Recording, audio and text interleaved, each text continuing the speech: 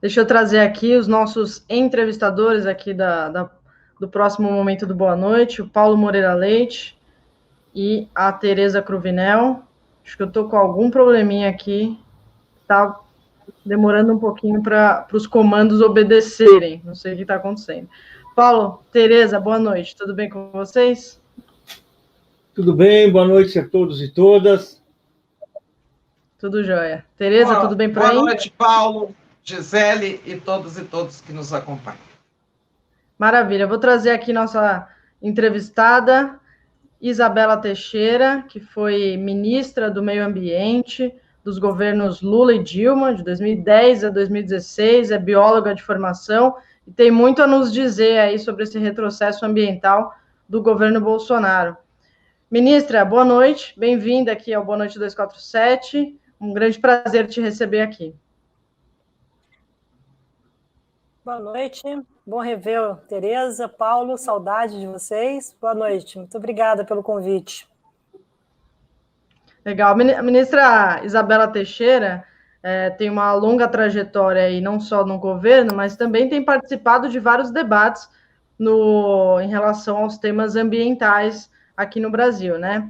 Ministra, eu queria te fazer uma pergunta inicial, que é sobre esse retrocesso na reunião do CONAMA recentemente, que já houve até uma decisão judicial que suspendeu essa decisão, que foi muito polêmica, e mudou o seguinte, o novo Código Florestal, que foi aprovado na sua gestão, em 2012, há 18 anos, né? Eu queria saber da senhora se há alguma justificativa plausível para as mudanças. Cortou meu áudio, não? Agora tu voltou. Cortou um pouquinho. Desculpa. Eu queria saber da senhora se houve alguma justificativa plausível para essa reunião do CONAMA, para esse órgão, alterar as regras do novo Código Florestal que praticamente destruíram as reservas ambientais de duas áreas importantes no Brasil, né, das restingas e dos manguezais. Como é que a senhora, como gestora na época da aprovação do novo Código Florestal, viu essa decisão do CONAMA? Bom, novamente, boa noite a todos. Eu acho que a gente precisa esclarecer um pouco o que aconteceu no CONAMA, o que está acontecendo. A primeira questão é que as restingas e manguezais, mesmo na versão anterior do Código, eram considerados áreas de preservação permanente. E isso foi mantido na nova versão do Código Florestal. O que o CONAMA estava discutindo é que, em 2002, no último ano do governo Fernando Henrique Cardoso, o CONAMA aprovou essas resoluções falando de áreas de preservação permanente, e essas resoluções tinham uma série de regulamentos que orientavam o processo de licenciamento ambiental, tá, em relação à distância dessas APPs, enfim, regras técnicas que foram estabelecidas pelo CONAMA. Quando nós discutimos o novo Código Florestal,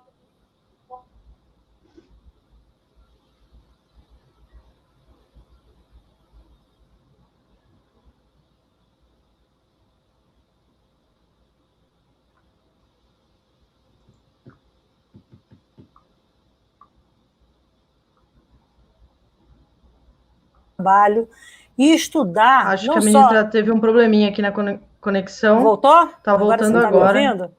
Então, agora sim. Novo. Pode continuar. Estava explicando que, em 2012, quando aprovado o novo Código Florestal, foi mantido o dispositivo de área de preservação permanente que existia anteriormente no Código, na versão anterior do Código. O CONAMA fez essas resoluções em 2002, e essas resoluções tinham uma série de regras que disciplinavam, na realidade, o licenciamento ambiental em relação à distância mínima dessas áreas, questão de reservatório, etc, etc. Não é só sobre restinga e manguezais, sobre as áreas de preservação permanente. Com a aprovação do Código, o CONAMA, em 2014 para 2015, fez um grupo de trabalho, eu me lembro, foi na época da minha gestão, para rediscutir esses regulamentos e a validade ou a necessidade de ter a resolução formatada do jeito que ela estava anteriormente, não revogar a resolução. As resoluções do CONAMA podem e devem ser aperfeiçoadas de tal maneira que elas sigam o alinhamento não das áreas de preservação permanente que já existiam antes, mas sim de regras de licenciamento ou de outros temas que tenham essa convergência ou não. O CONAMA disciplina nacionalmente as regras para uso e proteção dessas áreas. E o que aconteceu, pelo menos o que eu li no jornal, é que isso foi pautado numa reunião ordinária do CONAMA. O CONAMA refeito não é mais o CONAMA com 90 e tantos componentes, com representação de sociedade civil, com representação de todos os estados da federação, com mais representação dos municípios. Hoje é um CONAMA enxuto, tá? Comandado estritamente, que tem voto pelo governo federal e que, portanto, controlado pelo governo federal. Isso foi pautado na reunião do CONAMA e foi aprovada a revogação sob o argumento, pelo menos o que veio a público, sob o argumento de que tanto as restingas quanto os manguezais estavam protegidas no Código Florestal. Mas elas já estavam anteriormente. Então, não se explicou até agora, e hoje veio a público num debate, que, na realidade, o grupo de trabalho que estava encarregado de fazer esse debate no CONAMA, lá atrás, votou, e agora retomando o grupo de trabalho, parece que não houve um consenso de recomendar ao plenário a reprovação, a anulação, a revogação desses atos. Tem uma dinâmica dentro do CONAMA. Você tem Câmara Técnica, você tem grupo de trabalho, você tem que ser aprovado na Câmara Técnica, a Câmara Técnica submete ao plenário, o plenário pode pedir vista. E um dos questionamentos que eu tenho acompanhado é exatamente a não transparência desses procedimentos. Então, o governo afirmou com argumentos que parecem frágeis, eu não conheço os detalhes do desdobramento disso, e, por outro lado, isso suscitou questionamentos junto à Justiça, e a Justiça embarga, derruba, você judicializou o processo, no meu entendimento, pessoal, por uma incapacidade, uma ineficiência absoluta de gestão ambiental pública do governo e não saber dialogar com a sociedade, não saber explicar o que está fazendo. Então, o argumento de que era área de preservação permanente já era anteriormente. O argumento que você possa aperfeiçoar a norma não significa revogar totalmente a norma.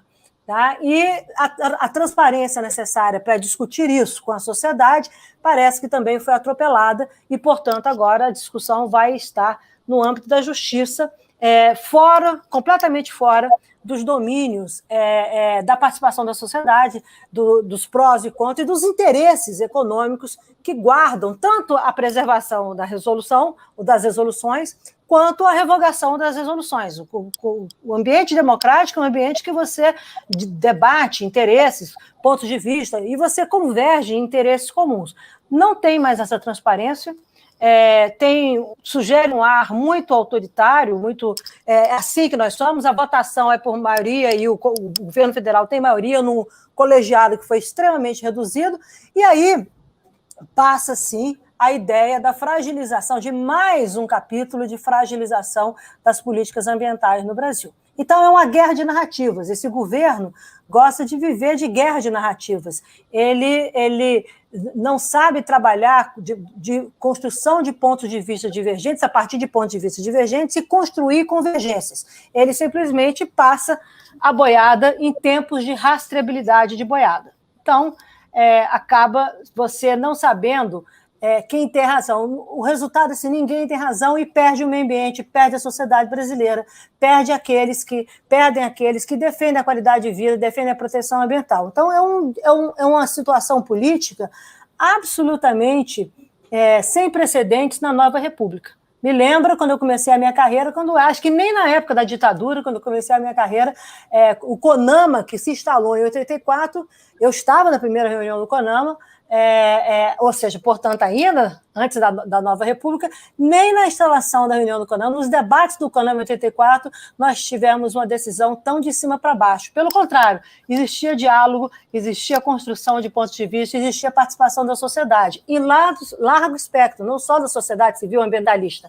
sociedade civil organizada, cientistas, associações de classe, sindicatos, ou seja, como é que você discute dentro da democracia? Eu nunca vi, eu assisti eu vi um vídeo da parte da sessão do CONAMA, eu presidi o CONAMA durante 6 anos, eu nunca vi uma decisão sendo feita dessa maneira, pelo contrário. Então, isso gera desconfianças, isso gera acusações, e, na minha opinião, isso alimenta o estilo desse governo, que é se alimentar de guerra de narrativas e passar, de fato, a boiada ou o trator em todos os arranjos que a sociedade civil, a sociedade brasileira, a civil, construiu nos últimos 35 anos em políticas ambientais.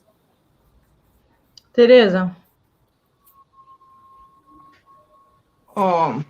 Ministra, eu tenho esse hábito de conservar os títulos da pessoa, tá? Imagino. Não, é até porque, como a gente discute a legitimidade desse governo, aqueles que têm os títulos conservam-se como um governo paralelo, assim, né? Numa homenagem à legitimidade. Olha só, agora mesmo tinha alguém escrevendo aqui. Que saudade de ver gente competente nos ministérios, né? E também falaram que ela foi a última ministra do Meio Ambiente. Mas nessa coisa, você sabe que falam muito isso, desculpe, Tereza, falam muito isso no exterior, tá? As pessoas falam isso recorrentemente. Como eu tenho funções internacionais, eu ouço isso recorrentemente. Mas, enfim, vamos falar de futuro. No exterior deve ser, digamos, sentido gritantemente, porque são os interlocutores que eles têm agora em comparação com os interlocutores do passado, né? Mas a minha pergunta, olha, a senhora, você falou aí há pouco da guerra de narrativas. A guerra de narrativas é uma outra face do negacionismo, né?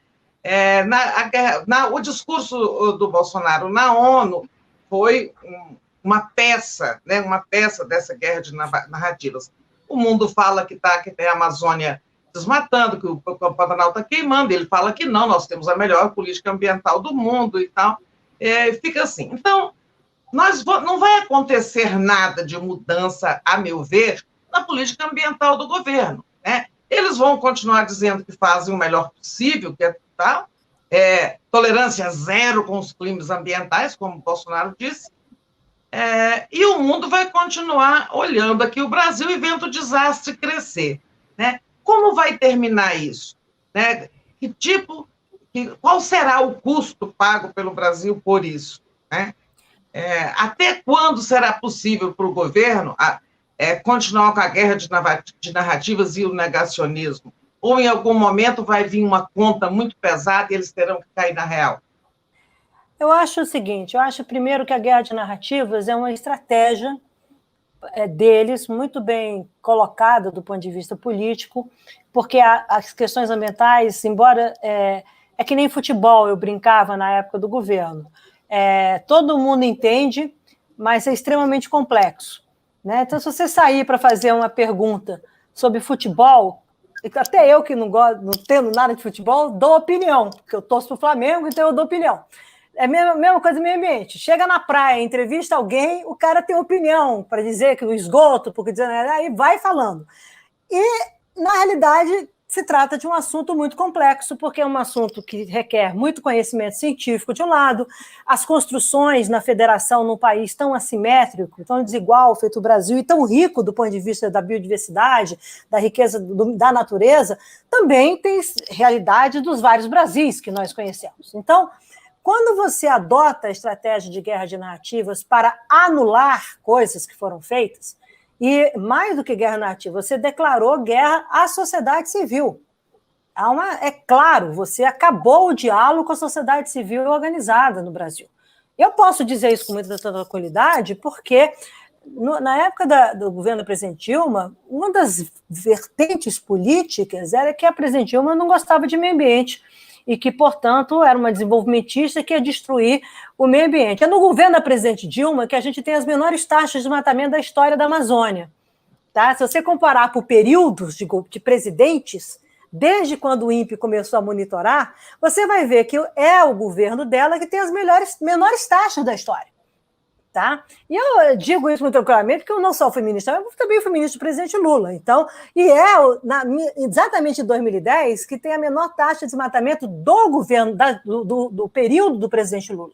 Porque isso mostra uma trajetória de redução de desmatamento, tá? Que vem do passado, com aprendizado, erros e acertos, até que o próprio governo, o presidente Lula, experimentou uma taxa alta de desmatamento, teve uma decisão estratégica, construiu-se um outro caminho, e esse caminho foi seguido, o atual governo destruiu isso e tem como entregas concretas aumento de desmatamento. Os resultados do governo Bolsonaro, aí não tem guerra de narrativas, Tereza, tem entregas concretas. As entregas concretas são, literalmente, aumento do desmatamento. As taxas de desmatamento no Brasil estão aumentando. E isso ele pode contar a história que ele quiser contar, mas tem mais satélite do que torcedor do Flamengo, tá? Em domingo à tarde no Maracanã, nos velhos tempos. Isso eu posso assegurar, porque você pode escolher o satélite, drone, o que você quiser que está passando aí por cima, e os caras sabem o que está acontecendo aqui. Então, quando o governo assume a estratégia de guerra de narrativas e vai para as Nações Unidas não afirmar novos caminhos, porque se ele afirmasse novos caminhos, eu posso pensar verde, você pode pensar azul. Você pode construir com azul, eu vou construir com verde. Não, ele destrói o que existia, ou sinaliza que tudo isso não interessa ao Brasil, que era ameaça à soberania brasileira, tá? E não constrói nada. O que ele coloca no lugar não é construtivo. Então, ele perde a credibilidade de dois lados. Ele destrói algo que o Brasil já tinha construído como expressão internacional de poder de soft power, como a gente chama, tá? E ele, por outro lado, não gera credibilidade porque ele não constrói nada. Então, é a chamada estratégia perde-perde. É o 7-1 contra o Brasil, está vivendo um novo 7-1. Tá? Já que eu estou usando tanta metáfora de futebolístico, o Paulo deve estar adorando, porque ele gosta disso. Mas, assim, literalmente, é um outro 7-1. O Brasil é o país que, no mundo, sempre teve a questão ambiental, e isso foi construído estrategicamente dentro da política externa, e eu diria em dois momentos muito significativos. Quando o Brasil decide ressediar Rio 92, isso é governo Sarney, Nova República. O presidente Sarney estava numa pressão enorme de queimadas, foi capa da Time em 88, as queimadas do Brasil, entendeu?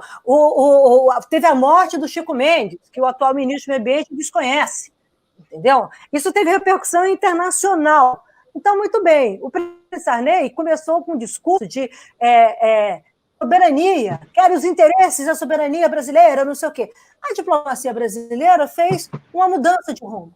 Convenceu o presidente Sarney ao que o Brasil fosse sediar Rio 92.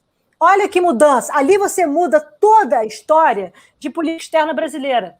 É realmente um turning point, como a gente fala. E depois, mais à frente, você renegocia, recoloca o Tratado de Cooperação Amazônica. Então, são dois marcos, tá? Que, se você quer falar de soberania, você leia a Declaração de Estocolmo, em 72, que no seu princípio 21 já estabelece a discussão de soberania nacional. Então, não tem, isso é criar fantasma, tá? Em circo fechado. Sabe circo fechado? Não tem aquele brinquedo fantasma de horror? Você diz que está cheio de fantasma, ninguém vai lá. É o que eles estão fazendo hoje. Então, na realidade, eles não conhecem o meio ambiente, eles têm uma questão que me parece ideológica de fato, ir contra a sociedade civil, o diálogo com a sociedade. Eles têm uma outra questão ideológica, que tudo se resolve pelo mercado, pelo setor privado. Então, a interlocução só acontece com os chamados players, ou atores do setor privado. Eles não têm regulação nessa área, porque também entendem que o Estado deve ser revisto, diminuído, etc. E a função em determinadas de políticas públicas, que o Estado é estruturante dessas ações, como é em área e meio ambiente, na área social, num país desigual, você passa a régua e acha que você vai resolver o mercado. Então, vai resolver pelo mercado. O que está acontecendo diferente no mundo, que aí é outra coisa que o governo Bolsonaro não presta atenção e está começando a apanhar, é que esse setor privado, o setor financeiro, também estão sendo chamados, os dois estão sendo chamados, para resolver esses problemas globais. E esses problemas globais estão sendo... Por quê? Porque estão afetando a estabilidade desses setores, os investimentos. Então, o Banco Central dos Bancos Centrais na Suíça publicou em fevereiro desse março, depois de Davos, fevereiro desse ano, um relatório chamado The Green Swan, ou seja, a próxima crise do mundo econômica. Tá? Isso foi antes da Covid. Aí ele reviu com a Covid e reafirmou. É todo em cima da ameaça. Qual é a maior ameaça à estabilidade do sistema financeiro internacional? É o risco climático. Aí, resultado, todo mundo saiu correndo atrás para cuidar de clima e estão assumindo responsabilidades. Por essa razão, os dinheiros associados a isso deverão ganhar mais volume. O Brasil precisa de dinheiro para se desenvolver. Mesmo o melhor setor privado no Brasil não tem dinheiro para pagar a conta. Depende de capital internacional, depende de parcerias internacionais. Então, se você esvazia isso, que é o que a gente chama o soft power do Brasil, e o ministro de Meio Ambiente, os representantes do governo são chamados, são desacreditados internacionalmente, o que você está fazendo? Você está aumentando o custo desse dinheiro, o custo da sociedade brasileira em relação a um assunto que o Brasil era campeão, que o Brasil era o dono da agenda. Então, o Brasil esvaziou os seus espaços políticos dentro da diplomacia, até porque tem um chanceler que é negacionista, ok? O Brasil esvaziou os espaços de políticas ambientais, porque eles resolveram revogar, remexer, sem colocar nada no lugar que seja estruturante. O Brasil não tem interlocução com a sociedade civil, que aí, organizada ou não, conversa com vários atores de maneira aleatória, com várias conexões, com vários vieses, do ponto de vista de formulação de imagens do Brasil. Então, você tem desde gente que acha que pode construir no curto prazo algumas salvaguardas, até gente que fala assim, está pegando fogo e acabou tudo. E vai lidar com isso lá fora para conversar com o gringo que está acostumado a ter uma regra de relação com o país. Então, o setor privado e o setor financeiro, os dois começaram a se movimentar. Os setores no Brasil entenderam isso, os bancos privados estão se movimentando, várias grandes empresas estão se movimentando, e a resposta do governo, por exemplo, em relação à questão climática, sugere que deixe tudo isso para o mercado resolver. Ou seja, não tem governança, não tem interlocução. E aquela agenda que não é só de corte de emissões em clima, mas a agenda de adaptação, onde você pega os vulneráveis, quem está sob risco, esses estão desprotegidos, esses estão soltos. O Brasil, que era um país que construía a questão socioambiental, tá, passa a ser hoje um país dissonante desse argumento, dissonante de todos os avanços em direitos humanos, um país que acha que vai resolver vendo coisas em cima de goiabeira. Eu acho que eu vi em cima do mogno. Eu tenho visto Jesus Cristo no mogno, tenho visto Jesus Cristo na seringueira, no ipê, sabe? Eu olho e vejo lá, eu não vejo nada em goiabeira. Mas, de qualquer maneira, a gente tem que entender que o Brasil é mais forte do que isso, nós somos, como sociedade, muito mais do que isso, e é exatamente esses aspectos que lá fora as pessoas buscam para dialogar. Agora, como é que nós podemos ser punidos? Já estamos, ou sendo prejudicados? Já estamos. A notícia de ontem do acordo do Mercosul é um belo exemplo. Tá? A notícia ontem do acordo do Mercosul mostra, não porque os europeus são ruins, ou papapá, gente, europeu, asiático, americano, sempre defenderam os seus interesses. Os brasileiros também. Eu ia para a negociação e defendia os interesses do Brasil. Eu nunca abri mão de defender os interesses do meu país. Agora, quando você quer subscrever uma eventual parceria com a OCDE, como está na agenda deste governo, eu gosto de discutir as coisas para poder formar minha opinião. Mas eu sei que se eu subscrever isso, pelo menos mais de 160 acordos internacionais de meio ambiente que o Brasil não negociou, porque foram negociados pelos países da OCDE, nós teremos que subscrever. Então vai me falar de soberania de outro jeito. Soberania a gente exerce. Quem tem soberania tem responsabilidade sobre ela. É assim que se aprende no Estado brasileiro. E não ficar fazendo bravatas. Então, a história do Mercosul é uma história que um acordo de 20 anos, duramente construído, tá? E que você, na realidade, estava estabelecendo uma parceria comercial qualitativa. Não é acordo comercial de curto prazo, eu vendo para você nos próximos 3 anos. É uma parceria, é um aliado, é uma aliança construída para durar anos. Nós jogamos isso fora ou colocamos em suspenso por conta das políticas ambientais do atual governo. O que era um ativo para viabilizar o acordo virou um passivo. Essas contradições estão concretas. Concorde ou não concorde, quem quiser. Agora, a verdade é que o acordo que vinha com o mercado, com emprego, inovação tecnológica, todo mundo radiante que finalmente tinha saído, nós perdemos. 20 anos de negociação, ou está em suspenso, até que um novo quadro possa acontecer. E esse novo quadro depende, meu último comentário, de credibilidade. Credibilidade, como eu e você sabemos muito bem, não se compra na mercearia, na quitanda, nem berrando em entrevistas em rádio.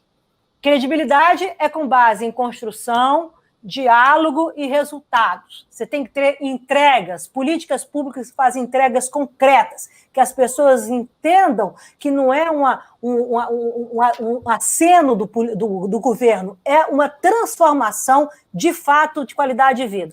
Não é isso que nós estamos vendo hoje, por enquanto nós estamos vendo entregas negativas, tá? A Amazônia continua sendo desmatada, o Pantanal queimando muito, com atividades criminosas, foi assim identificado pela Polícia Federal, a fragilização das instituições não só ambientais, uma guerra de fake news de tudo que é o lado, e a gente, no meio disso, enxergando no dia a dia o agravamento da situação, da qualidade de vida dos brasileiros. Então, se alguém quer discutir de outro jeito, pode até discutir, mas não é isso que está lá fora. E olha outra coisa, o mundo é redondo, tá? Então, assim, vamos combinar que desde 1750 a Academia Francesa mandou para cá uma expedição para fazer a medição do eixo da Terra, tá? Para cá e para a Lapônia. E aí mediram, por sugestão, quem veio para cá, inclusive por sugestão de Voltaire, mediram, entendeu? E chegaram à conclusão que realmente era redonda. Antes até mesmo da gente ir para o espaço. Então, pelo amor de Deus, entendeu? O Brasil tem mais o que fazer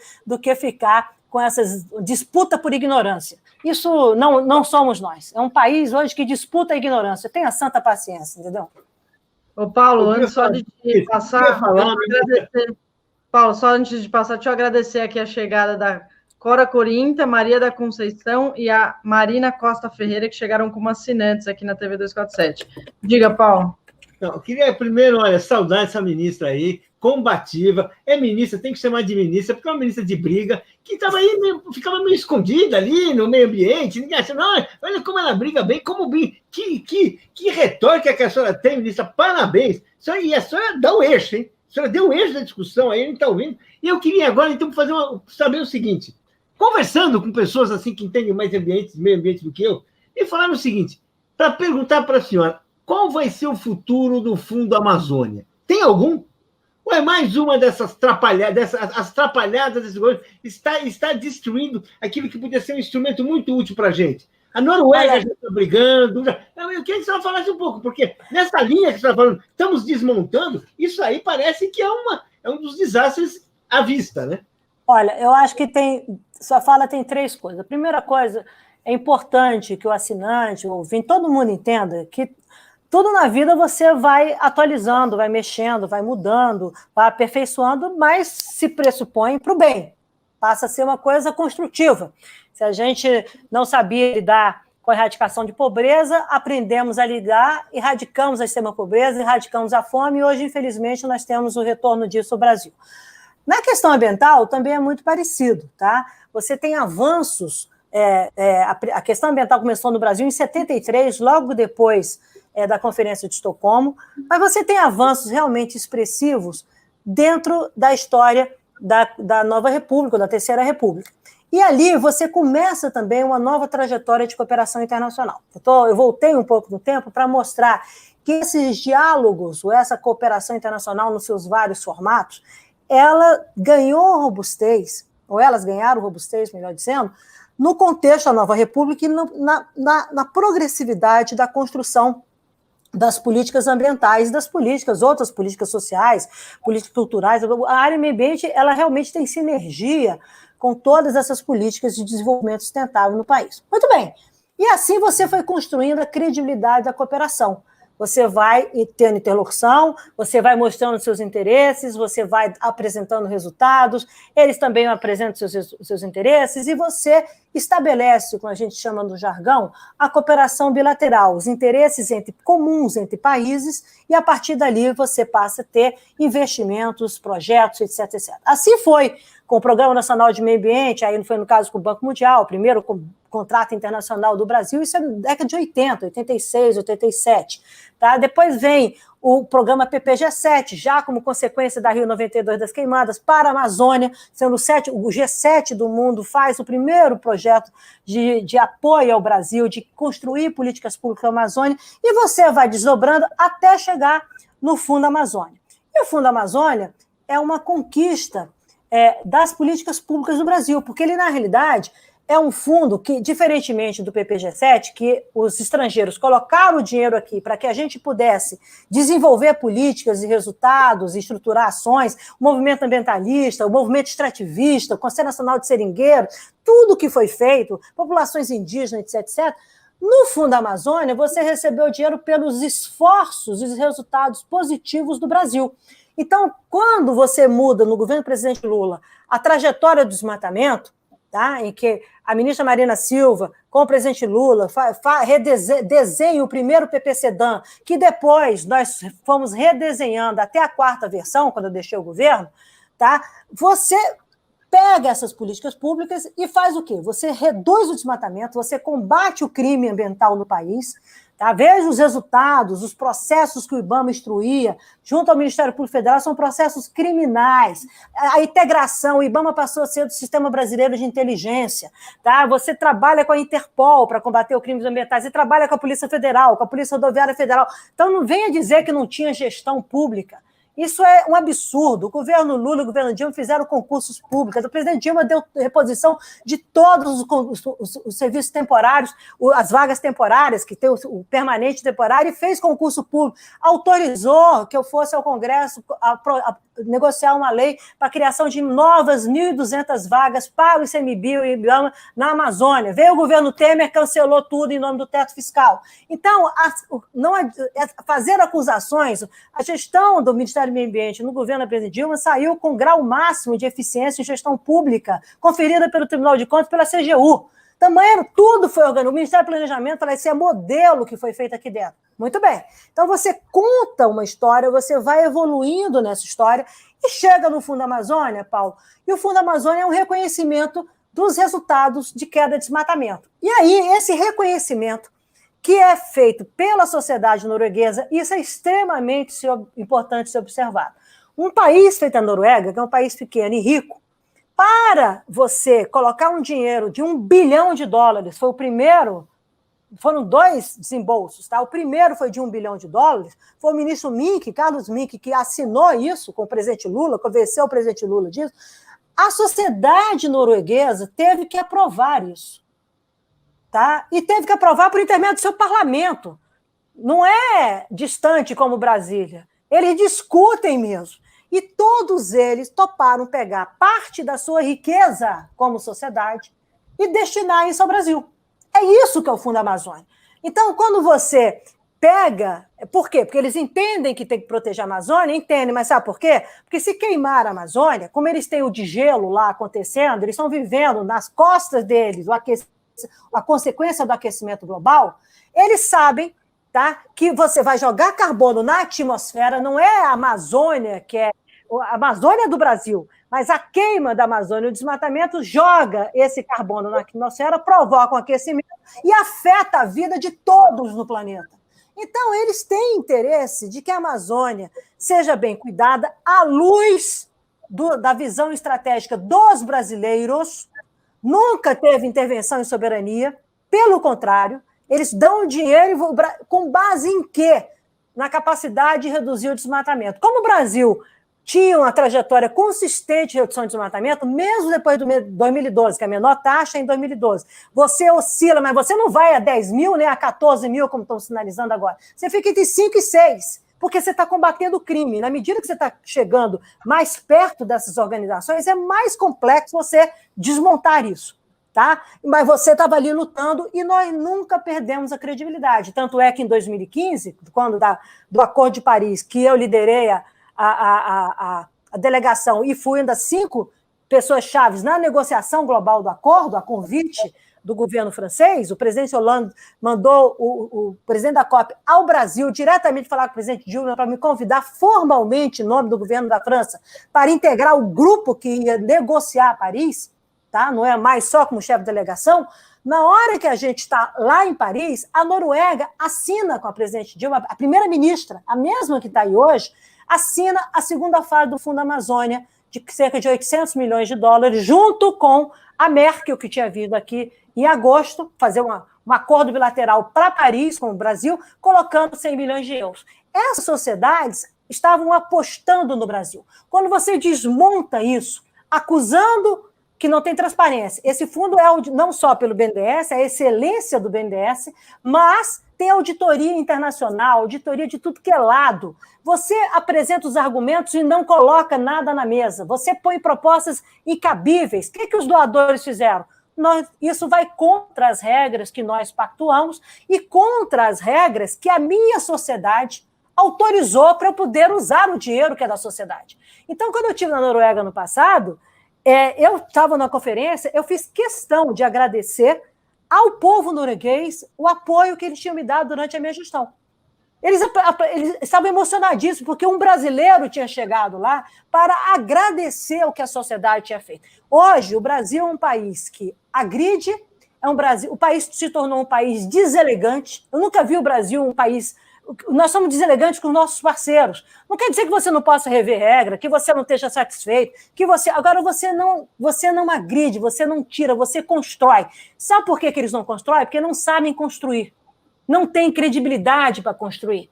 Querem achar que é de cima para baixo. E, infelizmente, para eles, e felizmente para o mundo e para nós, tudo se constrói com base em democracia, em respeito de direitos e deveres, em respeito e limites, sem comprometer a soberania de ninguém. Estou contando essa história, Paulo, porque se querem falar de soberania no Brasil, tem soberania na Noruega. E tem um povo lá que tem que ser respeitado e um parlamento que autorizou que acontecesse com o Brasil. Nós desrespeitamos a soberania deles, quando eles assumiram um compromisso conosco e estavam cumprindo o compromisso conosco, como o Brasil também estava cumprindo. Então, mesmo oscilando o desmatamento, eles acreditavam que vocês estão na linha certa. Então, o que é? Fundo Amazônia pode voltar? Pode, talvez em outro formato, mas eu não acredito que seja com esse governo. Enquanto esses interlocutores aí estiverem, tá, não há credibilidade, pelo menos é isso que eu ouço nacional e internacionalmente de vários interlocutores, as pessoas não acreditam, tá, que você possa ter credibilidade, não só porque está aumentando o desmatamento, então tem que voltar a ter o desmatamento, a queda do desmatamento. Eu ouvi gente da Alemanha falando assim, olha, não precisa nem voltar nas taxas que a senhora fazia, não. Pode voltar no que estava ali quando eles começaram o governo, que a gente topa voltar a conversar. Tá? Ouvi isso de mais de uma autoridade. Mas o outro lado é o seguinte, o Brasil tem que oferecer uma proposta que possa ser palatável para negociar. As respostas que foram tornadas públicas por parte da Alemanha e da Noruega são respostas que sinalizam o desconforto que foi criado pelo atual governo na tentativa de rever regras ou de reformatar o fundo.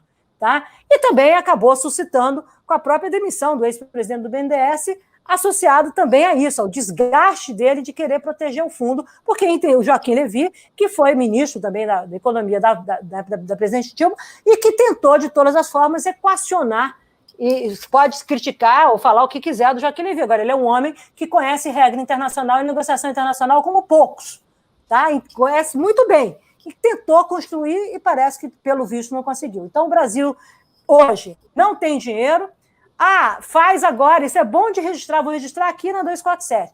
Acabaram de lançar o projeto Floresta Mais, Carbono, dizendo que é o projeto de pagamento de serviço ambiental. Faz uma pergunta, de onde vem o dinheiro? Pode fazer essa pergunta. O dinheiro vem do Green Climate Fund, que é o fundo de clima, da Convenção de Clima, com base nos resultados de queda de desmatamento de 2014 e 2015. Esse dinheiro de 100 milhões de dólares foi repassado ao Brasil como parte de um projeto que o Brasil construiu, ainda no final da minha gestão, pegando depois a gestão do ministro Zequinha Sarney, que encaminhou o projeto. A equipe que fez isso, Ricardo Salles, demitiu em 2009, segundo eu fui informada, foi retirado do comando, e, para a ironia do destino, o que o governo Bolsonaro anuncia como um grande programa de pagamento de serviços ambientais, etc., o maior do mundo, o dinheiro Ele pode fazer esse programa, que não é tão grande assim, está sendo muito questionado, mas não cabe entrar aqui no mérito, mas ele pode anunciar uma medida dessa graças aos resultados da gestão da presidente Dilma, da queda do desmatamento. Então, é perverso porque não reconhece o passado, não tem a polidez, né, a atitude republicana de reconhecer que isso é uma história, isso não é algo que se faz da noite para o dia, e, por outro lado, se eles continuarem aumentando o desmatamento, não tiverem redução de desmatamento, quem suceder o governo Bolsonaro não terá acesso a créditos internacionais nessa modalidade, porque o Brasil terá entregue, nos 4 anos do governo Bolsonaro, se isso se traduzir em verdade, terá entregue aumento de desmatamento. Se está entregando aumento de desmatamento, está fora do acesso a esses fundos que hoje o Brasil se beneficia com 100 milhões de dólares ou 500 milhões de reais, como eles gostam de anunciar. Essa é uma história bem contada. Então, Fundo Amazônia, Fundo Clima, os desmontes, aí sai correndo que vai ter audiência do Supremo, transfere dinheiro, não tem estratégia, não tem governança de clima. A NDC do Brasil, que é a mais ambiciosa, era a mais ambiciosa, não tem, ninguém conduz, ninguém sabe o que vai se fazer, está dizendo que já foi feito, não foi. Então, o Brasil perde os espaços onde ele navegava sozinho. Ele era o cara que pautava, era o cara em desenvolvimento, economia emergente, que falava, vamos por aqui, associando desenvolvimento com inclusão social, competitividade, parcerias bilaterais, mercados e imagem. A imagem de um país hoje é avaliada pela sua estabilidade econômica, pela sua estabilidade política, a sua qualidade da sua democracia, por seguranças e garantias, ou seja, segurança jurídica e garantias de populações tradicionais, direitos humanos e meio ambiente. Quiser sair, faz a pontuação e veja como é que o Brasil está com um dólar a 5,65. A Tereza adora isso, tá? E eu me lembro quando fizeram o impeachment da presidente Dilma, o dólar estava em 2,70, 2,64, dizendo que ia cair, tá? Então, quem está ganhando com isso no Brasil? Quem está ganhando? Nós estamos ficando mais pobres, mas quem está ganhando? Eu quero dizer o seguinte, quem é pop é o Brasil, não é o agro, tá? Boa. Muito bom. Fantástica toda a sua... Boa, ministra, hein? Fala mais, viu, ministra? Paulo. Eu falo muito. Paulo, eu tenho falado tanto, mas eu falo muito no exterior.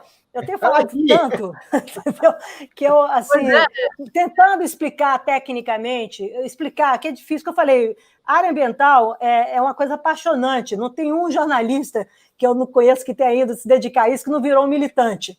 Porque você fala de qualidade de vida, você fala de coisas do bem, você quer o bem das pessoas, você quer resolver desigualdades, você quer resolver justiça social, justiça ambiental.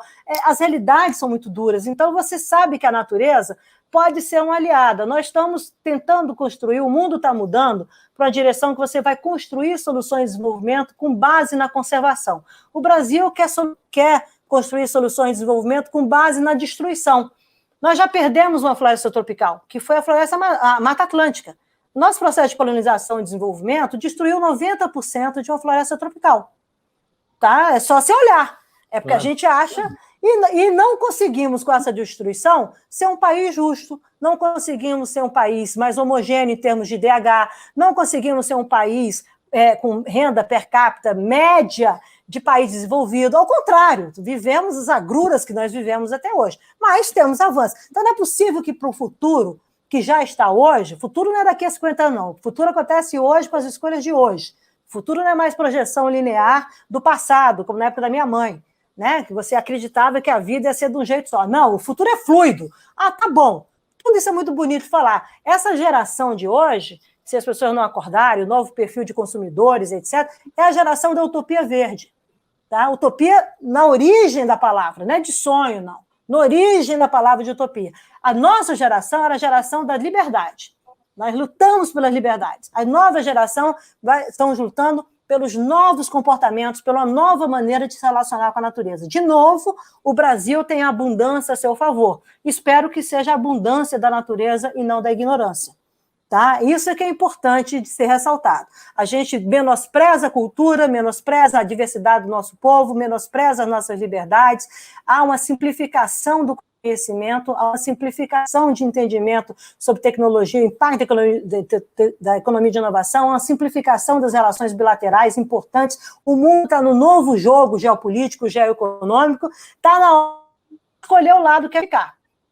O lado que quer ficar é dentro do século XXI, nesse planeta. Mas eu acho que tem gente aí que defende voltar para o século XIX, quem sabe parar em Marte. Pode ser uma opção. Eu estou fora, eu prefiro aqui na Terra, no Brasil, tá? Defendendo, eu sou uma pessoa, se é por questão de defender interesses nacionais, todos nós somos patriotas, para com isso, tá? Pode parar com isso, pode ter divergente ponto de vista. Agora, defender o Brasil como um país que pertence ao planeta, que tem relações sustentáveis e que tem clareza dos seus desafios, clareza, nós sabemos dos nossos problemas, mas também sabemos dos nossos ativos. Nós temos que construir isso de maneira afirmativa, não transformando ideias em ideologias. As pessoas têm muito equívoco em relação a isso hoje no Brasil. Eu lamento profundamente que pessoas que frequentavam o Palácio do Planalto, eu vejo nos grupos, batiam palmas, pessoas do agronegócio, que nunca ganharam tanto dinheiro, nunca foi colocado tanto crédito, tanta coisa,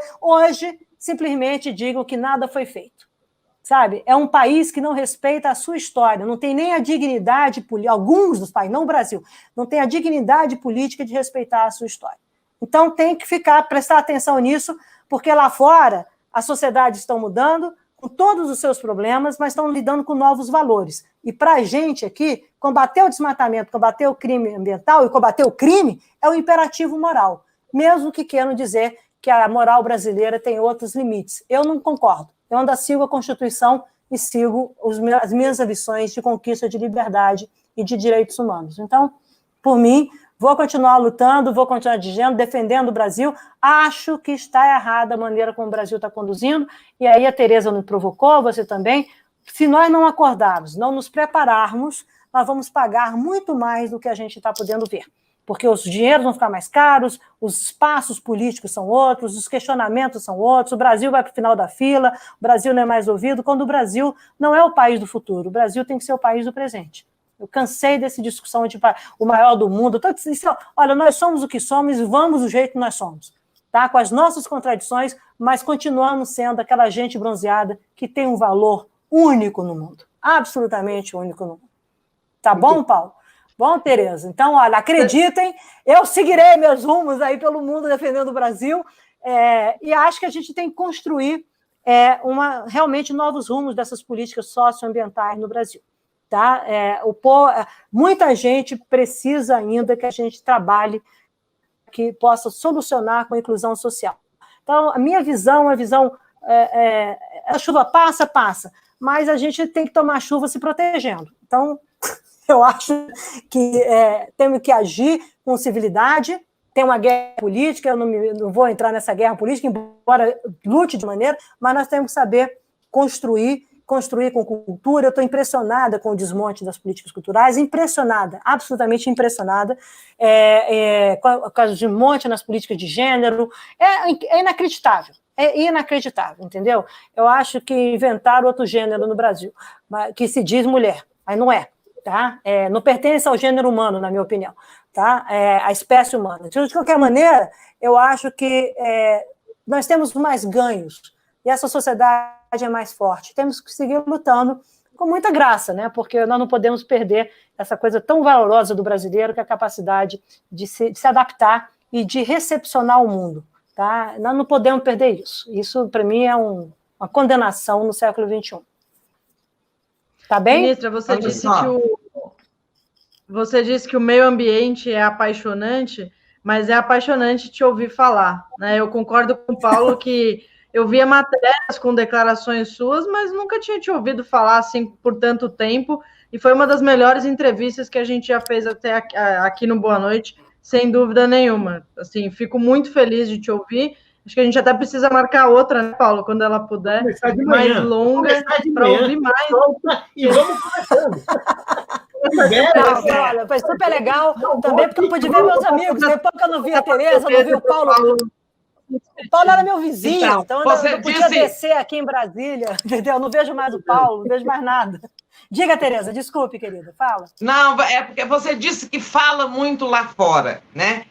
Tudo bem, é importante que a gente faça um contraponto lá fora, mas eu acho que você precisa de mais tribuna no Brasil, né, aqui dentro, né, nesse embate. Precisa ter, a sua voz é muito forte, né, nessa questão ambiental.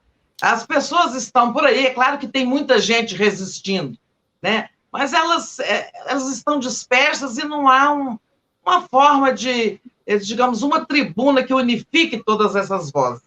Mas eu acho que não vai ter, sabe, do que Tereza? depender de nós, você vai falar muito aqui, não é, Gisele? Ah, eu falarei sempre que eu for convidada, eu tenho muita alegria em poder rever vocês.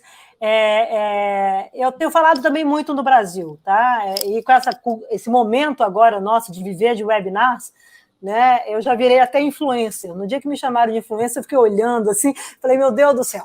Então, mas é fascinante como é importante a gente poder explicar as coisas para as pessoas.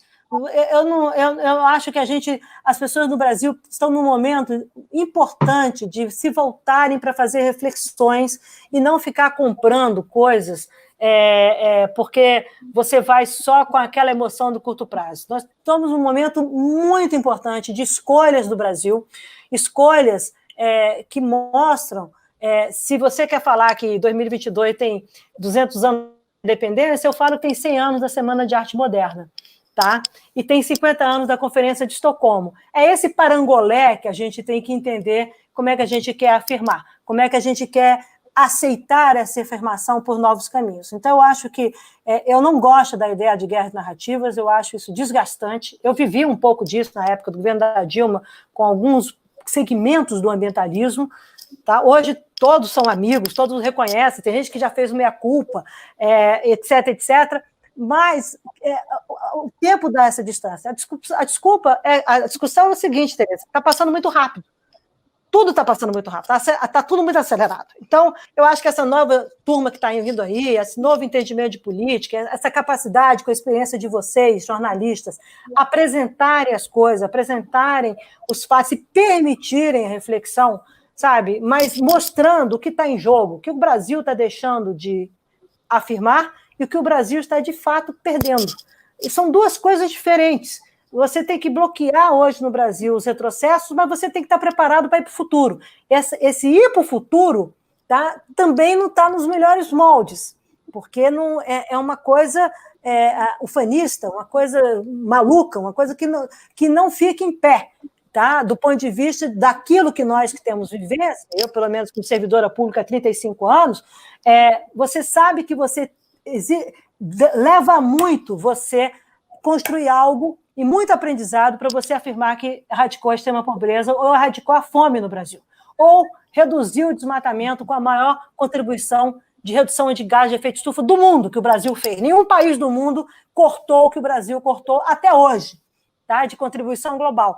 Isso custou muito a todos nós. Então, na minha opinião, acho que a gente tem que realmente convencer as pessoas pela sua capacidade de criar convergências. E eu aprendi isso muito com o presidente Lula, faço questão de reconhecer isso, que sempre me falava, olha, vai ouvir e tenta ver onde é que você cruza as coisas.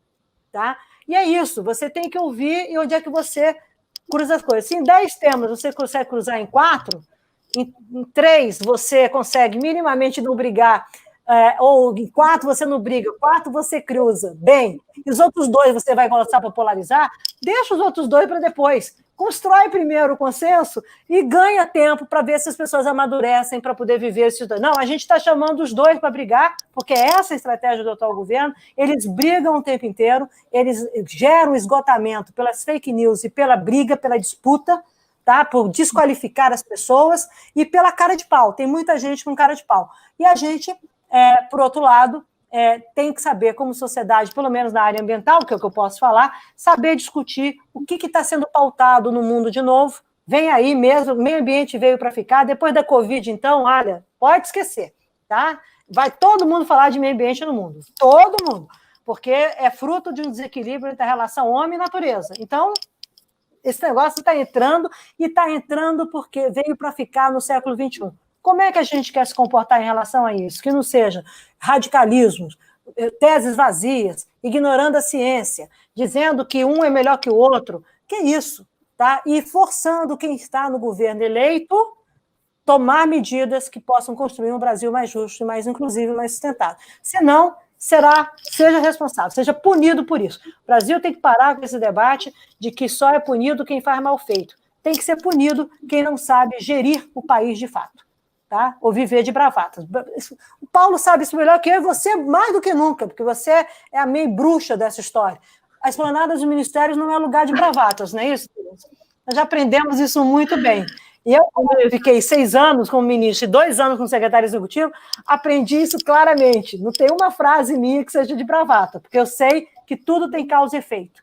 Então, você tem que saber construir muito bem para que as coisas permaneçam. Contem comigo, quando puder eu vou falar com vocês, entendeu? É só o Paulo ou a Tereza ou você manda um WhatsApp, eu vejo como é que está a agenda, tá bom? E aproveita enquanto está na Covid, porque depois vai voltar a minha vida internacional, aí pronto. Mas sempre será um prazer poder conversar com vocês e sempre uma alegria poder rever amigos tão queridos como Tereza e como Paulo. Saudade de vocês dois. Saudade desse Brasil divertido. Você nos botecos aqui da Pauliceia. Entendeu? Mas, enfim, muita saudade dos bons papos. Mas daqui a pouco a gente volta, como diria o Jô Soares, tá bom? O Brasil vai passar. Volta. Foi ótimo. O Brasil volta. Muito bom ver vocês, tá? Muito beijo querido para todos. Um axé para todos. Obrigada. Tá bom? Infelizmente, a melhor luz nos guie. Mas, infelizmente... Não, agora você tem que conversar com outras pessoas, falar aí da eleição, que vai dar em São Paulo, que vai dar no Rio. E muito obrigada, ministra, pelo seu tempo. Muito obrigada, um beijo para todos, gente. Boa noite, tudo de bom. Boa noite. Obrigada a você. Um beijo, boa noite. Tchau, tchau.